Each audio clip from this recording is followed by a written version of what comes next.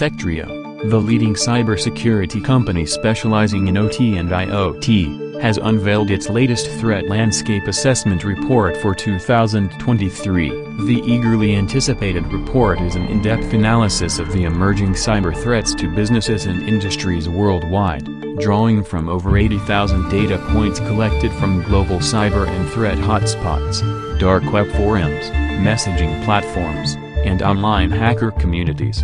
The report provides a detailed exploration of the current state of the OT cyber threat environment and its impact on key sectors such as manufacturing, defense, maritime, utilities, energy, and pharmaceuticals. It also examines the emergence of new cyber threats and how they are affecting the threat landscape globally.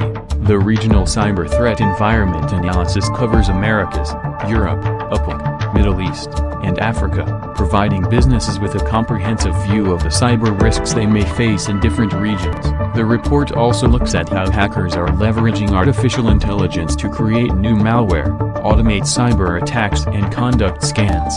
One of the report's significant revelations is the Chinese cyber conveyor belt and its implications for businesses.